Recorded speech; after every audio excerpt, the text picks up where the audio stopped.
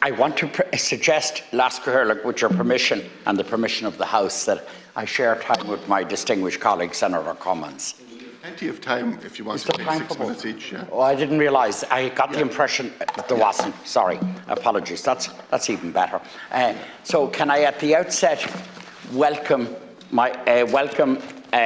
Minister Martin to the House, my good neighbour from home, who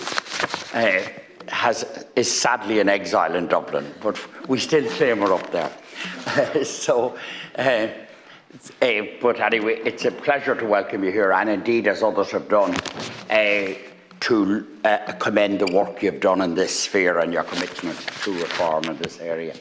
I congratulate my colleague, Senator Mary Siri Carney, and I think her assistant on this, Senator Aisling Dolan, on the work they've done on the preparation of this, and thank them.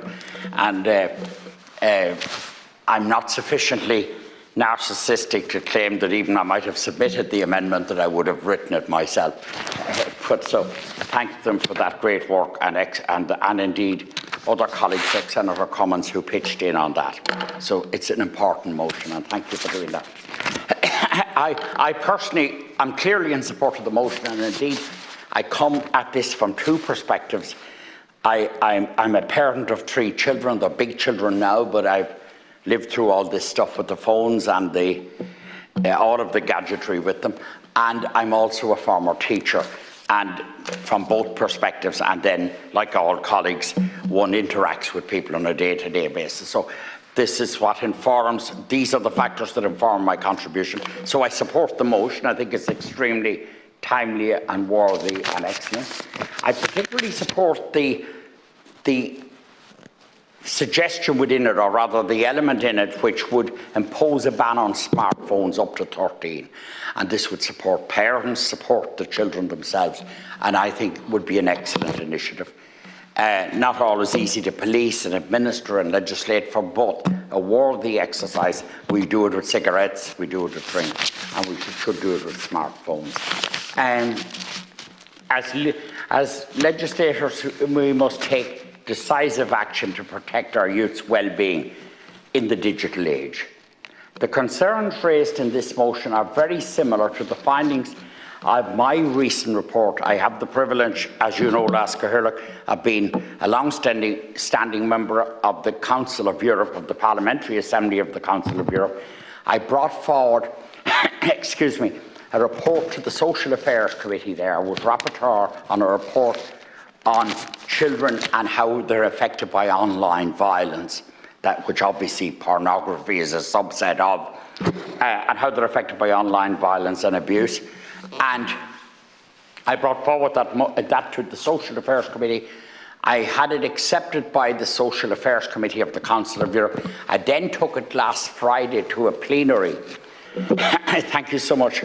I then took it last week to a plenary of the entire Assembly, and we had it passed unanimously there, and there were 20 contributions from the floor on it. The President of the Assembly was in attendance listening. It's gone now to the Committee of Ministers, and hopefully it will complement domestic actions by our ministers here, and it feeds into, I understand it's communicated by some channel to the EU as well, but it's going to the Committee of Ministers of the Council of Europe, which is effectively the foreign ministers of each country, generally represented by the ambassadors. But implicit in it would be that we would join the Lanzarote Convention.